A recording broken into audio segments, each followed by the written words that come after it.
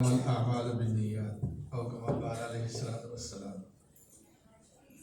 میرے انتہائی قابل قدر بزرگوں، ساتھیوں، میرے پیارے بچوں، میری مائیں اور بہنیں، یہ ایک تاریخی اور انقلابی تاریخ ساز جگہ ہے جہاں آپ حضرات تشریف فرما ہیں، اور خاص طور سے میرے عزیز بچے جو آج یہاں آئے ہوئے ہیں اور آئندہ بھی آتے رہیں گے انشاءاللہ۔ ان کے سامنے اکابر کی زندگیاں اور قربانیاں آتی رہنی چاہیے، یہی ہمارا مستقبل ہے اور یہ ہمارا سرمایہ ہے۔ مجھ سے معراج بھائی نے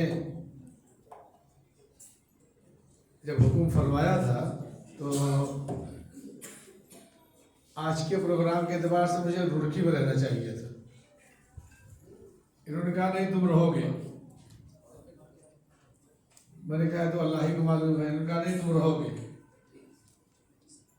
تو بہرحال میں رہ گیا، لیکن کسی سے کہا نہیں تھا کہ میں رکا ہوا ہوں، اور بہت دنوں سے تقاضا تھا ایک بڑا اہم پروگرام مصطفیٰ آباد میں، وہ بھی بہت اہم ہے۔ چنانچہ رڑکی والا پروگرام مؤخر کیا، اسے رکھ دیا آنے والے بدھ کو، اور ابھی صبح ایک میٹنگ میں حاضر ہوا تو وہاں سے واپس آیا تو یہ خیال ہوا کہ خاموشی کے ساتھ اوپر چلتا ہوں، معراج بھائی سے، طالب دستوی صاحب سے، حاجی حسن میاں سے، کچھ اور لوگوں سے ملاقات کر کے اجازت لے کے چلا جاؤں گا، تاکہ جس حوص اور جذبے کے ساتھ انہوں نے یہ کہا تھا کہ تم رہو گے تو اللہ میاں سے ان کا رشتہ اور مضبوط ہو جائے۔ اللہ ہی کے نام کی بنیاد پر انہوں نے اس جذبے اور اعتماد کے ساتھ کہا کہ تم رہو گے، تو نے کہا انہیں اور اللہ سے ان کا رشتہ مضبوط ہو جائے اور ان کی دلجوئی بھی ہو جائے۔ باقی تو گفتگو آپ حضرات کی ہوگی انشاءاللہ۔ ہمارا ہر عمل وہ اللہ کی رضا کے لیے، ہم اچھے مبلغ بنیں، اچھے دین کے داعی بنیں اور اچھا داعیانہ کردار ادا کریں۔ جب زبانوں سے واقف ہوں گے تو کسی ترجمان کی ضرورت نہیں رہے گی۔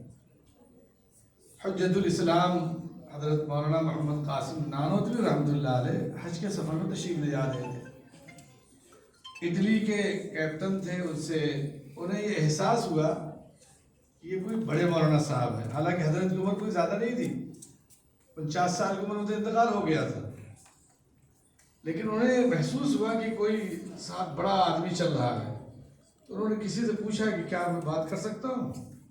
کہنے لگے ہاں بالکل بالکل بات کر سکتے ہیں۔ حضرت سے ان کی گفتگو شروع ہوئی جہاز میں۔ یہ طے ہوا کہ واپسی میں دیوبند آئیں گے اور ملاقات کریں گے۔ بہرحال آئے نہیں آئے تو معلوم نہیں، لیکن حضرت نے آنے کے بعد یہ طے کیا کہ دارالعلوم کے فضلاء جو دارالعلوم سے فارغ ہوں گے اور دیگر ایسے اداروں سے جیسے علی گڑھ خاص طور سے، دونوں جگہوں کے بچوں کے ایک دوسرے سے جوڑا جائے گا۔ اور اس زمانے میں مولانا مناظر حسن گیلانی رحمۃ اللہ علیہ جو تاریخ دارالعلوم دیوبند میں روداد دارالعلوم میں جو ذکر کیا، وہ فرماتے ہیں کہ 15 روپیہ ماہانہ وظیفہ متعین کیا ہے۔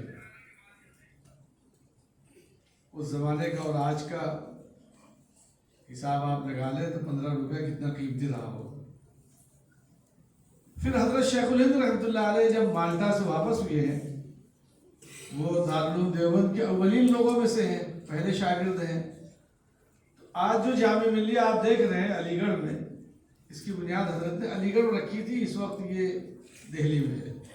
اس کی بنیاد حضرت شیخ الہند مولانا محمود حسن صاحب دیوبندی رحمۃ اللہ علیہ جو دارالعلوم دیوبند کے پہلے شاگرد ملا محمود کے شاگرد ہیں، وہ پہلے استاد تھے۔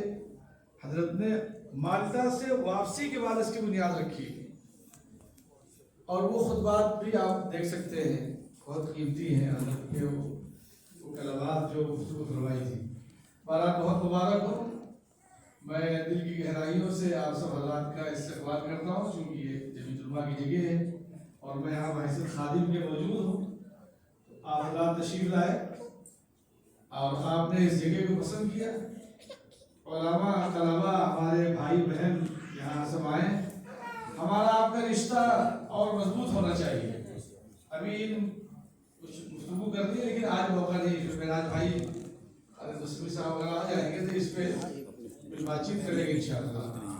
آج تو میں ان بچوں کو اور آپ سب حضرات کو لیکن ایک گزارش کرنا چاہتا ہوں. علم کے ساتھ ساتھ بچوں کی صحت کا بھی خیال رکھنا ہے اور آپ سب حضرات کو بھی. صحت اگر ہے تو سب کچھ ہے. تعلیم کے ساتھ ساتھ صحت بہت ضروری ہے. اور مدارس میں تو نظام بنا ہوا ہے, اوقات متعین ہے, تو صحت کے لیے بھی 1 گھنٹہ وقت نکال لینا چاہیے. کچھ ورزش, کچھ بھاگ دوڑ, کچھ کوشش. یہ بچے ہمارے بڑے ہونہار ہیں جو یہاں بیٹھے ہوئے ہیں, بہت ہی ہونہار ہیں. اور یہ عمر ہے, ان میں جفاکش اور محنت کش, یہ محنت کے عادی ہو جائیں. کوئی وقت ایسا آئے تو تکلیف کو برداشت کر لے اور ان کے اندر ہنر بھی ہو, ان کے اندر طاقت بھی ہو, ان میں جذبہ بھی ہو اور فکر بھی ہو. تو ہنر بھی ہوگا, جذبہ بھی ہوگا, طاقت بھی ہوگی, طریقہ کار بھی ہوگا. یہ ملک و ملت کے لیے کارآمد ہوں گے. مقصد کارآمدی بنانا ہے. ساری جد و جہد, ساری کوششیں یہ کارآمد بنانا ہے. اور اللہ کا شکر ہے کہ آپ سب حضرات کارآمد یہاں بیٹھے ہوئے ہیں.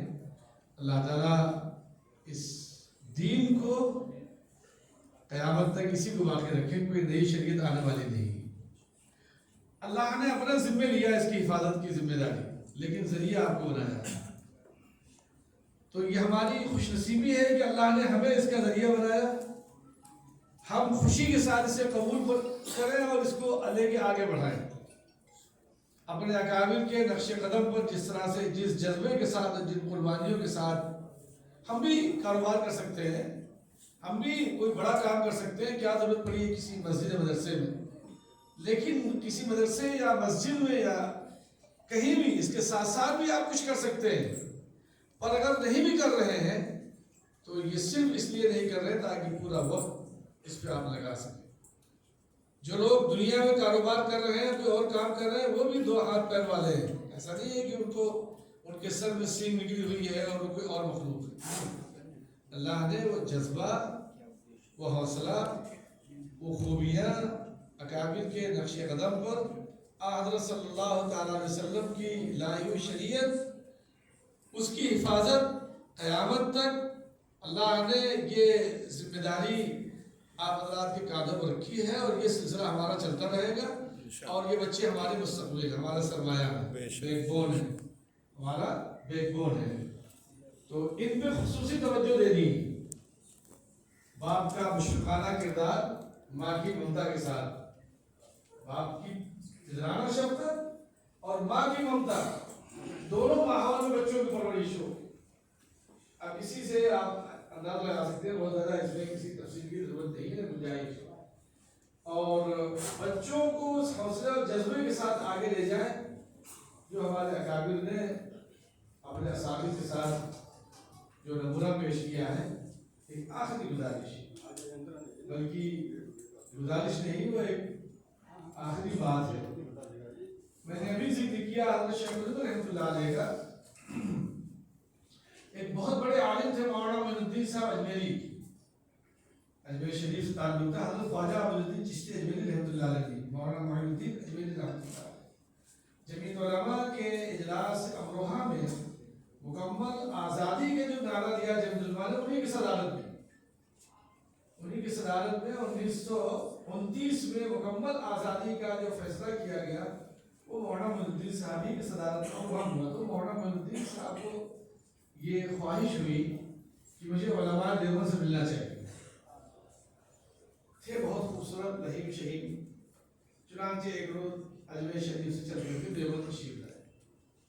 اور دیوبند میں اس وقت آگے کی گاڑیاں چلتی تھی, گھوڑا گاڑی. تو انہوں نے ایک سواری والے سے کہا, جو گھوڑا گاڑی والے تھے, کہ مجھے کسی مولانا صاحب کے یہاں لے چلیے. تو انہوں نے کہا آپ کو بڑے مولانا کے یہاں لے چلیں. بہت اچھا, بڑے مولانا کے یہاں چلیں گے تو میرا تو مقصد ہی پورا ہو جائے گا. चुनांचे उन्होंने सवारी आस्थान शेखुद्दीन की तरफ मोड़ दी और वहां पहुंच कर के देखा कि बड़े मियाँ चारपाई पे लेटे हुए, उन्हें इशारा किया और बताया कि अजमेर शरीफ से मौलाना मोइनुद्दीन अजमेरी तशरीफ लाए हैं, बड़े मौलाना से इनको मिलना है, बड़े मौलाना को आप इत्तला कर दी। चुनांचे बड़े मियाँ उठे और सामान उठाया उनका और मेहमान खाने में जाकर रखा और गर्मी के मौसम के एतबार से उनकी खिदमत में ज़रूरियात पेश की और खाना ला के पेश किया। फिर वो फरमाने लगे कि बड़े मौलाना को इत्तला हो गई? कहा हाँ हो जाएगी।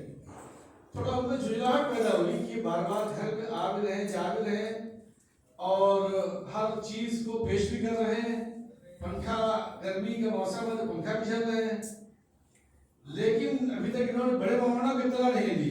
तो झुंझला के कहने लगे भाई आपने मौलाना